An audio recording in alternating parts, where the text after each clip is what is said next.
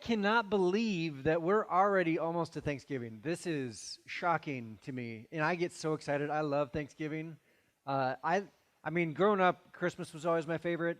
As a pastor, I feel obligated. It's like, well, Easter is kind of the big. It's a big deal. Easter's a big deal in church. If you didn't realize that, it's a big one. But Thanksgiving, man, I love just food and football and pie. I'm a big pie. I have a sweet tooth, and pie is I think it's my favorite genre of dessert. It is just so good. There's weird people that like cake better than pie. Anybody willing to admit that? Okay, it's good that I see the hands because I need to know who not to listen to on food advice. Gosh, yeah. Gotcha. I've noticed that there's something, and I don't know, this might be just my family, but I think that this is a stereotype. So I'm either A, just talking about my family, or B, I've discovered something. There's this type of person, and it seems like, again, it seems like it's probably either an aunt or a grandma that do this. But the moment that someone shows up to the door with pie, like they just appear out of thin air, and they're like, "Hi, how are you?" And they greet you at the door, and they give you the big hug, but then they really greet the pie. It's more like, "Hey, good to see you. That pie looks amazing." And you're like, "Mom, I lost some weight too. Like I'm trying to do the thing," and they're like, "Man, that looks so good." And they follow you all the way to the kitchen. And then you go through the meal, you eat the Thanksgiving meal, and then it's time for dessert. And you're like, I'm really going to do something special for them. You're like, you're going to want an extra big piece of pie. And you go to cut the piece of pie, you're like, you're going to be extra generous. And of course, they're hovering over your shoulder because it's the pie that they've been drooling over the whole afternoon. And they're like, no, that's too much. That is too much. Like a little bit less. So you're like, okay, regular piece of pie. And they're like, no. Half of that. And then you go to half, they're like, half that again. And half of that also. And finally, it gets to like, they're just mashing off the edge of somebody else's piece of pie. They just really want one bite. That's all that they really want is one bite of a piece of pie. And they're like, oh, that was so good. I'm like, you didn't even have a piece. You had a morsel. That's what you had. Interestingly enough, it seems like, again, I'm making a lot of generalities here, and that's okay because I have a microphone.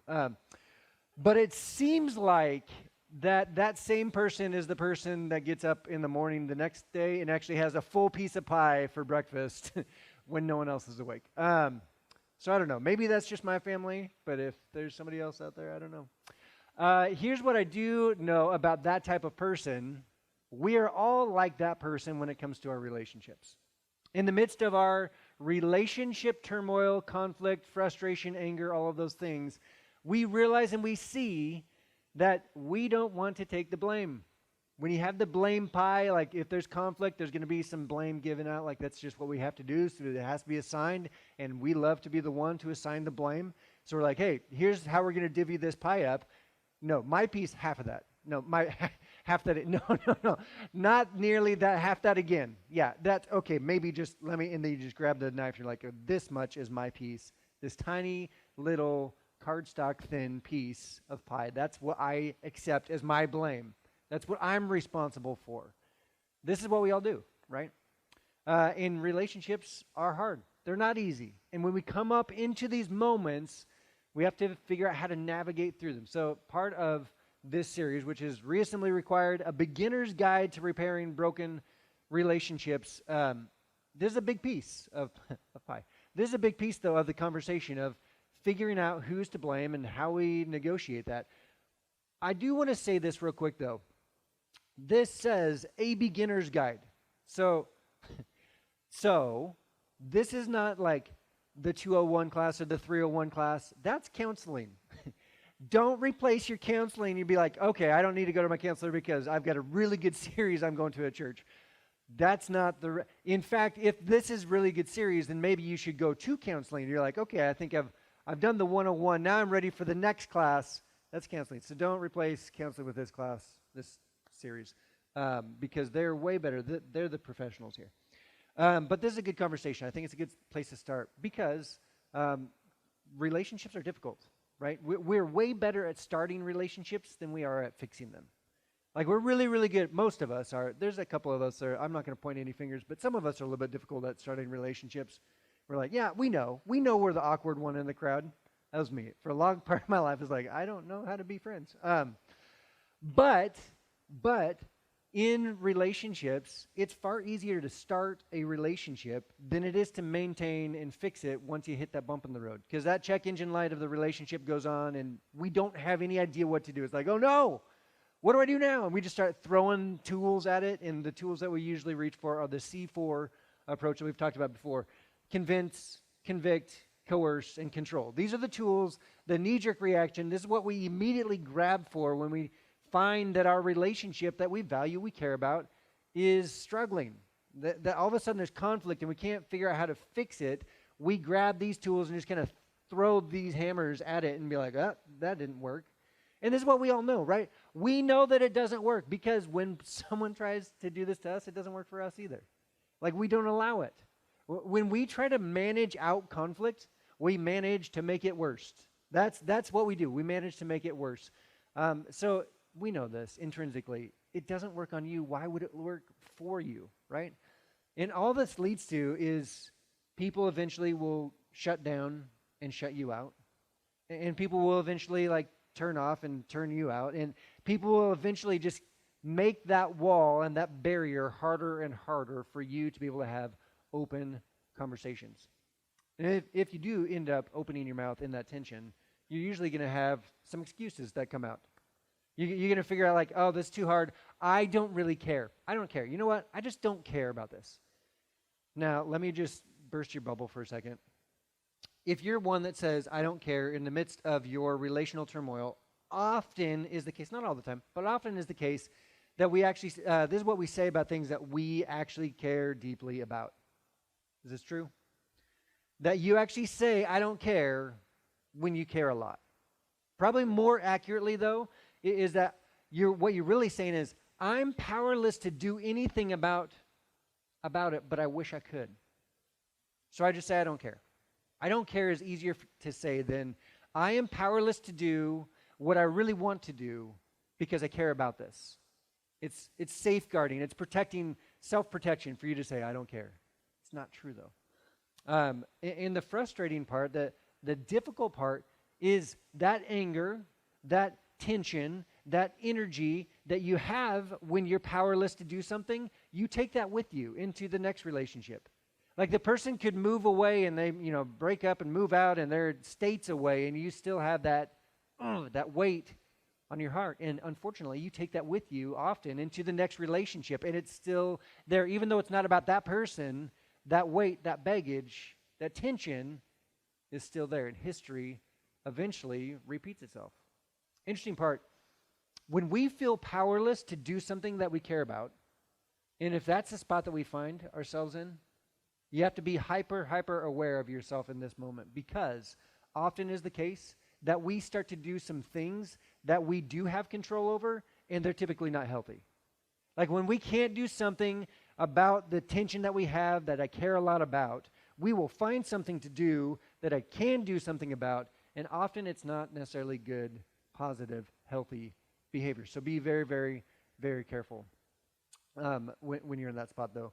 But this tension, this comes with us, along with us, into the next relationship that we have. Another excuse that we have, number 2, is I already tried. No, I already tried that. No, what you're saying that I should make the effort, I already tried that. Which is, it indicates that there is a pathway forward, but you've gone as far as you're willing to go on that pathway. The pathway keeps on going, but you're like, that's my maximum that I'm willing to go.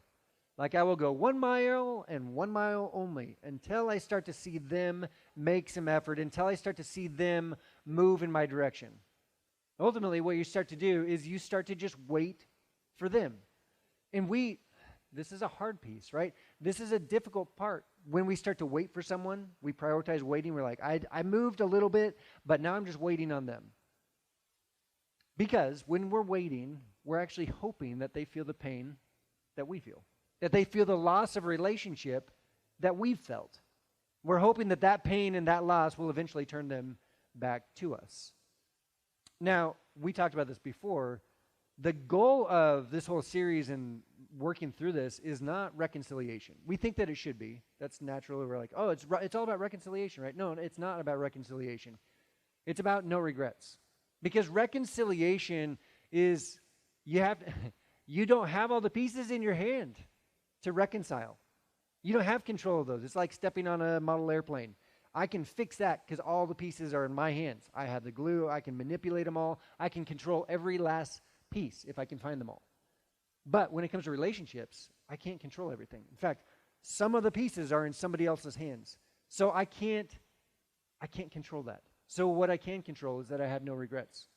That I will do everything within my power, everything within my ability, in order to open the door as wide as possible and pave the way as much as I can for someone to come along with and move towards relationship, reconciliation, and restoration.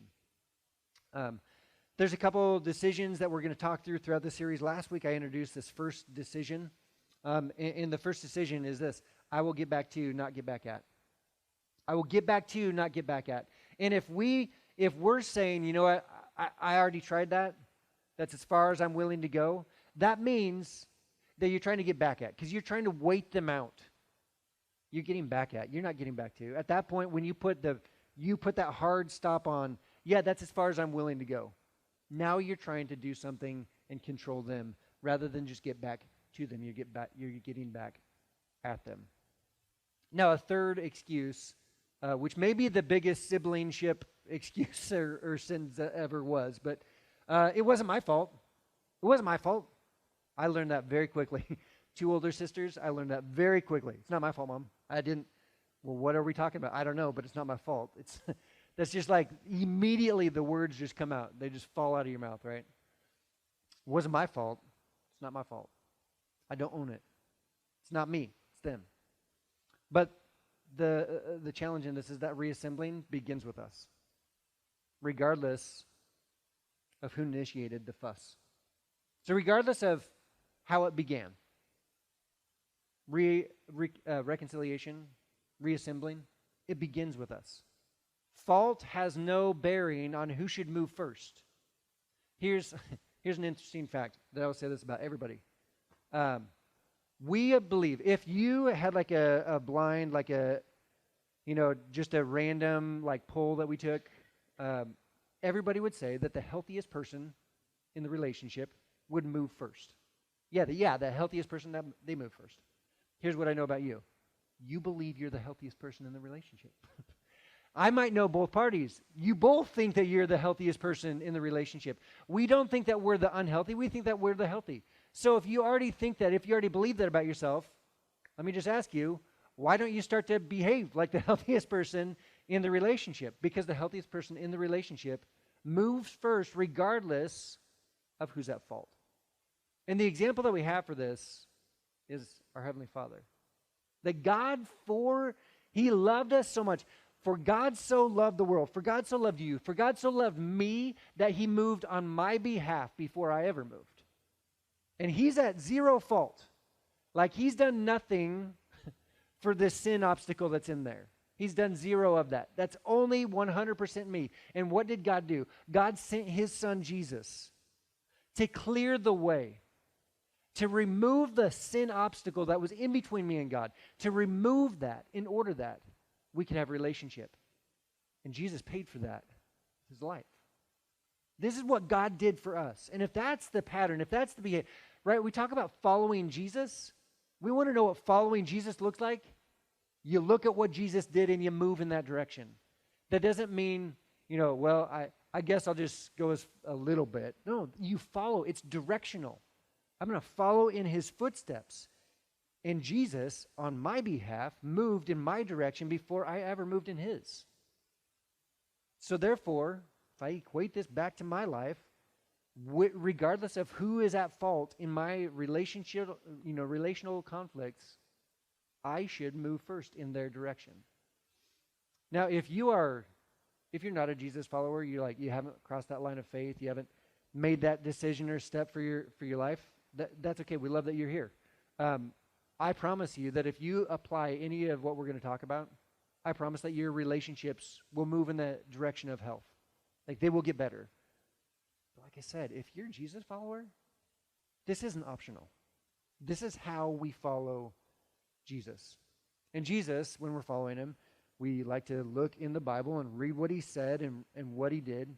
And where we're going to look today, he asks one of those super annoying Jesus questions. So Matthew chapter 7, verse 3, Jesus says this, "Why do you look at the speck of sawdust in your brother's eye and pay no attention to the plank in your own eye?" We're like, oh, that's not a question I want to answer, Jesus. Why would you ask me that? And we would have some answers. Like maybe if Jesus wasn't in the room, we're like, okay, can I answer that sidebar over here? Here's the first answer that we might give. You know what? It's not a speck. It's not a speck of sawdust. If you knew the whole story, it is so much bigger than that. It is so much more painful than a little tiny speck. It is so much more than a speck. Another answer you might give. You know, I don't have a plank in my eye. Again, if you understood the full context, like obviously I don't have a plank in my eye. Nobody's perfect, I get that, so I probably have a speck or something in there too, but it's not a plank, right? I see, here's the thing, I see clearly. And because I see so clearly, I'm just waiting for the clarity to catch up for them. So I'm waiting for them to see clearly like I do, because if they saw it the way that I did, they would be running in my direction to apologize. They would be running to my front door to knock on it and say, hey, we got to talk about this. We got to work this out. They would be calling me up right now. But they're not, so they don't see clearly enough yet. So no offense, Jesus. This is between him and me, and you can just excuse yourself from the relationship and from this scenario. I would say that's a dangerous thing to do, to uninvite Jesus into something. Anyway, moving on. Verse 4. How can you say, he continues on, how can you say to your brother, let me take the speck out of your eye? How can you say that? I mean, it's like, you know, let me, in our terms, let me adjust you. Let me fix you. This is the ultimate mom check. You know the mom check when you get your kid, you get out of the car, before you go into a public space, she gives you the once over, like, okay, let's see what kind of smudges we got to get off of your face. And it's always the like tongue straight to thumb to my face, and it smells like she hasn't brushed her teeth. I'm like, oh, that's so gross. It's the worst. It's the absolute worst. Don't do that.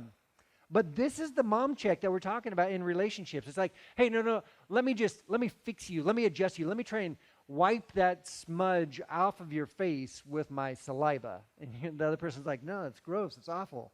It doesn't help at all. Jesus is saying, you're not ready for that. You're not ready for that. He continues, how can you say to your brother, let me take the speck out of your eye, when all the time there is a plank in your own eye? The word here for all the time, if you actually looked at it, it says something like, when behold, there is a plank in your eye. Maybe a different language, like more today, like, when looky there, will you? There's a plank in your own eye. Surprise, surprise. Right? Jesus responds, you hypocrite. You actor. You pretender. You hypocrite. And if you're sitting here and you're thinking, you're evaluating, you're like, okay, so I guess I can't really argue with that. I guess I do have issues. I don't want to talk about them, especially in that relationship, but I've got issues. So maybe I should focus on me instead of others. Maybe I should mind my own business. To which everyone around's like, yes, like starts applauding, and they're like standing ovation. You finally figured it out. No. It's not only that. Because we're concerned more with relationship reconciliation. That's the hope. That's not the goal because we can't control it, but that is the hope. And if that's the hope, if that's the direction that we need to go, then there's more to it than just owning our own part. Because just owning our part, just this piece of just focusing only on me and not paying attention to anybody else, that allows you to build a self-righteous soapbox to stand on, to tell everybody else how great you are, to prove over and over how right you are. We should start absolutely with our stuff. It's sequential. We start here, but we don't end there. This is what Jesus says, Matthew chapter 7, verse 5. You hypocrite, first, sequential, Take the plank out of your own eye. But this isn't the end game. It's like, okay, you start here, you cut yourself a slice of the blame pie. You cut yourself a piece of the pie. You make sure that you take the full piece that's absolutely yours. And this is kind of tricky to figure out what's ours and what's not. You might have to think about it for a while. You might have to pray about it. There's a novel thought to actually ask God. And if you need some words of how to pray and ask God about this, here's some that you can try. Heavenly Father, please show me where I was at fault. Has nothing to do with the other person. This is between you and God. Hey, God, would you show me? Would you allow me to see it from a different angle? Would you allow me to see exactly where my piece of the pie, the blame pie, is? It's not a typo. It's about you. Next, Jesus actually promises us something, though. He's like, if you humble yourself enough, if you actually are self-aware enough, if you actually do this, if you invite me into the equation, if you do this, there's a promise attached. It says, then you will see clearly. Then you get the clarity, which makes sense. I mean, if you're going along with the visual that Jesus is painting, like if you had a 2x4 sticking in your eye and then you remove the 2x4, lo and behold, your vision would dramatically improve, right? But it's not over. That's not where it ends. That's not a period. I believe that's called an ellipsis? Whatever it is. I don't know. I'm not an English major. But it's not over. Like, that's not the end of the sentence. It continues on. And so is Jesus' thought. It continues on because there's more. Then you will see clearly to remove the speck from your brother's eye. It's not just about what you get out of it. It's not just about you getting clarity for your own sake. That what God is doing in you, He wants to continue on through you. The end result is always relationship. That's the direction it always moves in. God does something in you and for you, yes, but He does something through you to someone else. It doesn't stop with you. This is true of God's blessing in our life, that God's skills that He's given us, God's resources that He's trusted us with. We accept things from Him, but then we move them from us, through us, to somebody else to continue to make an impact in the world around us, in the people, in the lives around us. So whatever growth, whatever gain that I have experienced in this life, it better prepares me in order to love people better, to move in their direction, not to wait for them to move back to me, but for me to move in their direction and leverage whatever God has given me in order to do just that. Because we want to get back to, not get back at. The self-righteousness, and here's the ugly part, we all have this thread of self-righteousness in us. And self-righteousness makes it rough, makes it difficult, because self-righteousness gets in the way. Self-awareness, though, paves the way. Self-righteousness, when we try to prove to ourselves and everybody else, I'm okay, I'm in the right, I'm not to blame. We all have that piece in us that gets in the way of restoration for the relationship. But being self-aware, actually turning and looking in the mirror and evaluating, what's my part, what's my piece, asking those around me, asking God, would you show me what my part is, what my piece is, that paves the way towards restoration. In fact, relational restoration requires self-awareness. It also requires some other decisions that we're talking about throughout this series. Like I said, last week we started off, was the second part. First part was kind of an overview, but last week we had the first decision that we're going to make. I will get back to, not get back at. The second decision that we're going to make in relationship restoration, reassembling it. I will own my slice of the blame pie. This is perfect for this week, right? It might look like pumpkin pie. It might not taste like pumpkin pie. The interesting thing here is Paul actually describes this in a very real way. It's so brilliant. This is in Romans chapter 12, verse 18. There's a letter that he wrote to Christians in Nero's Rome. He says, if it is possible, as far as it depends on you, live at peace with everyone. It doesn't say, as far as they're willing to go. It doesn't say, when it comes down to it, when they do their part, then you can. He says, no, as far as it depends on you, whatever is in your hand, whatever is in your power, whatever is in your control, do something with that in order that you would live at peace with everyone. Not just the people that are easy to live with, not just the people that love you back, but the hard, frustrating, angry, difficult relationships as well. Do whatever you can, if at all possible. Do whatever you can that depends on you to live at peace with everyone. Owning your piece of pie is about you. It's not about them. Fault is you, not them. Right? Reconciliation begins in the mirror. It begins in the mirror. It begins by praying, God, show me my peace. It begins with us doing what we hope that they would want and be willing to do. I know it's true of everyone. We want them to own their slice of the pie.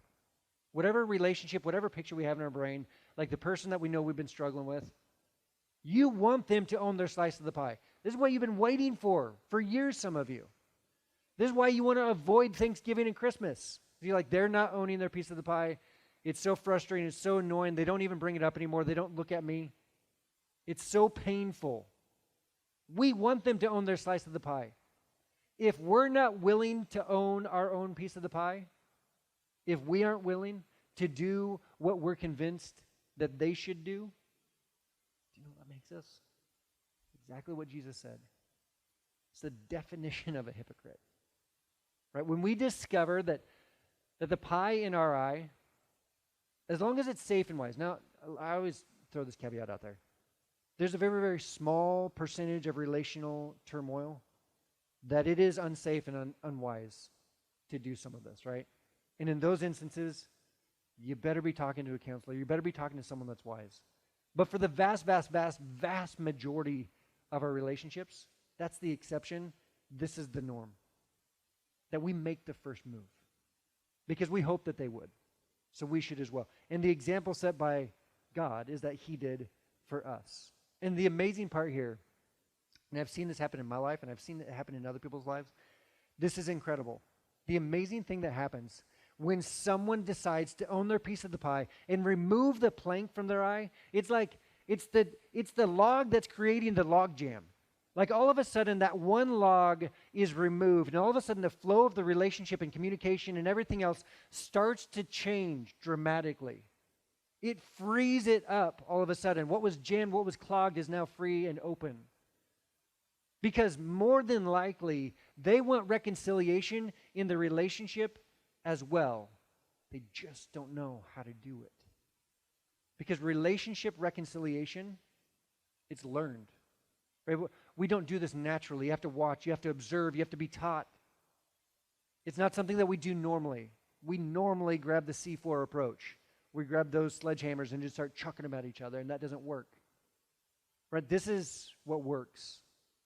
And it takes humility. And it takes courage and boldness. I understand this.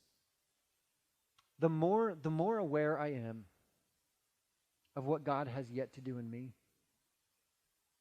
the less aware and consumed I am by what he has yet to do in people around me.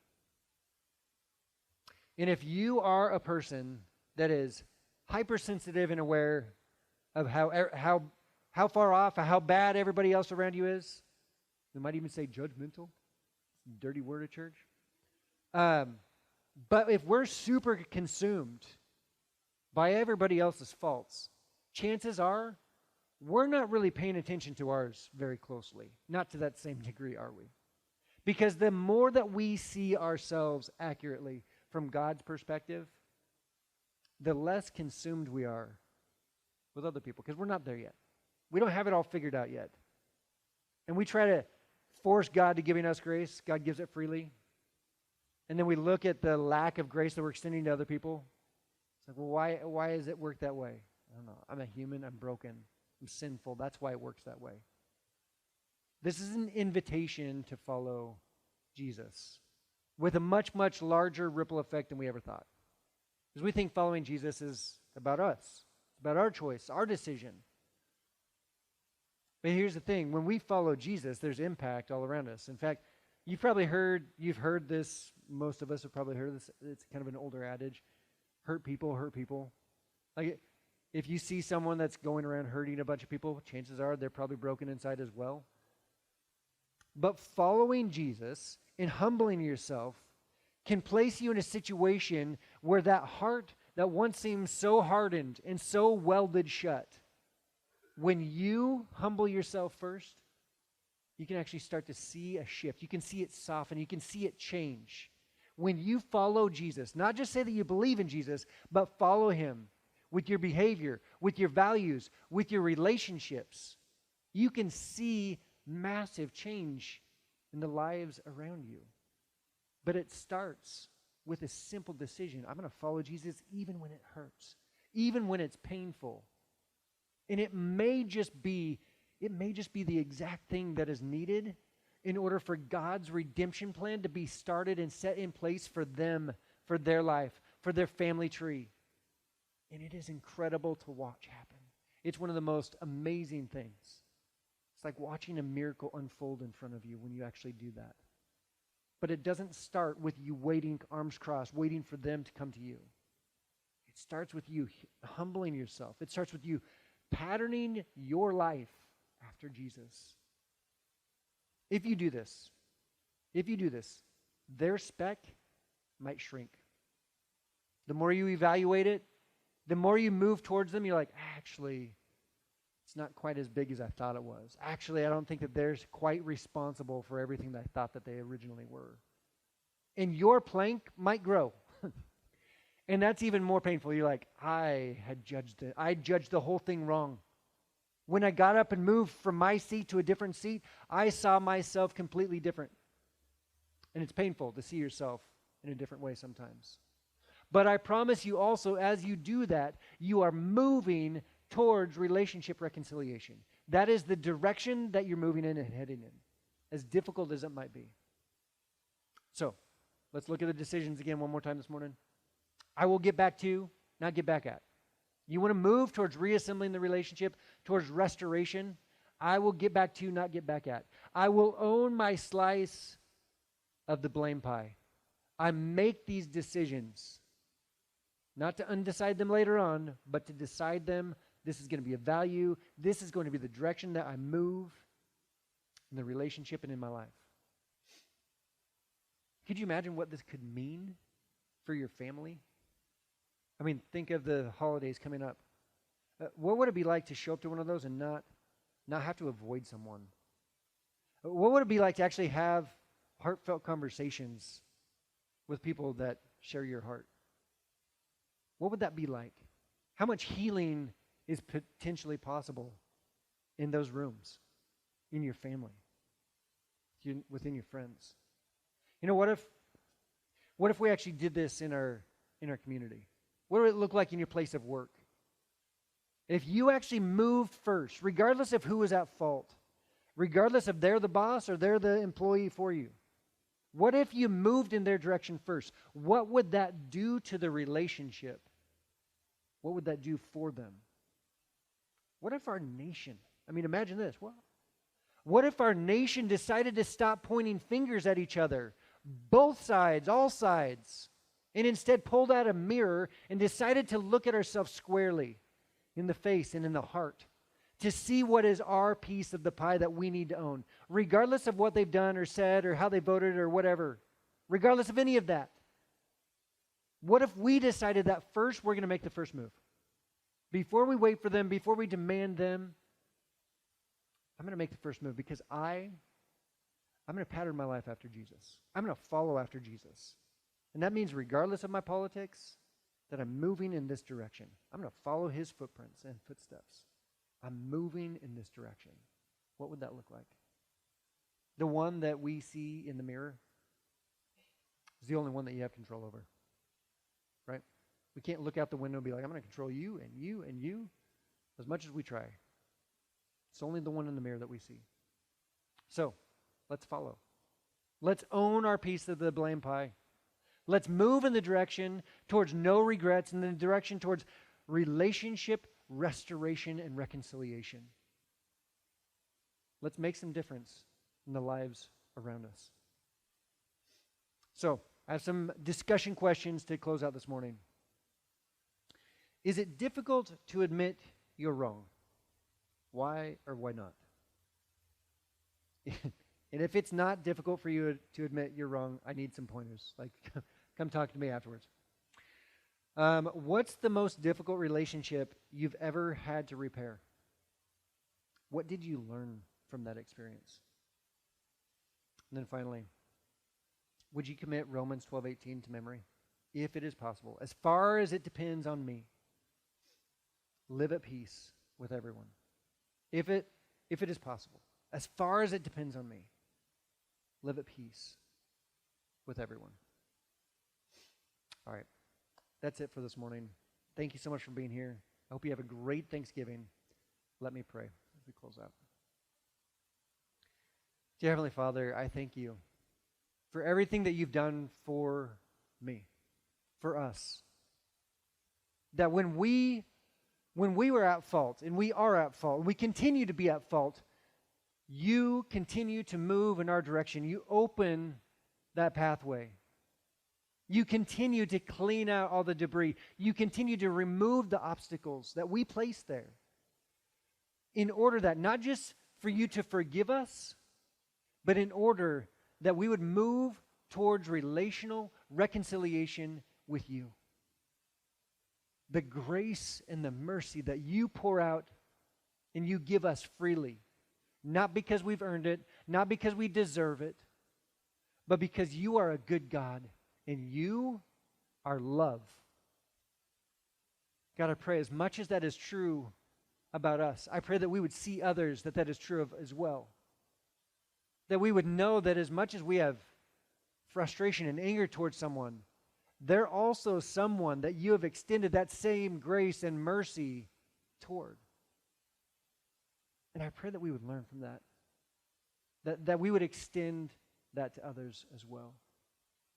And ultimately, that we would live a life, that we would choose intentionally, that we would not wait for something to happen, but we would choose to live without any regrets, that we would look back on difficult seasons and say, I did everything I possibly could have, everything that was within my hands and within my grasp and within my power, I did whatever I could.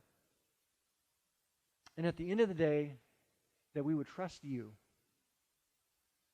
that whatever we can do would express your love to someone else.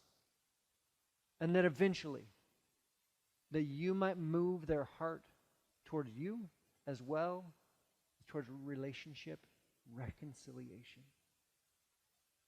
And God, we thank you for that day that is coming. And I pray that in the meantime, you would give us the courage, the boldness, and the patience in order to do our part and own our piece of the pie. In your name I pray. Amen. Thanks for being here. We'll see you all next week. Happy Thanksgiving.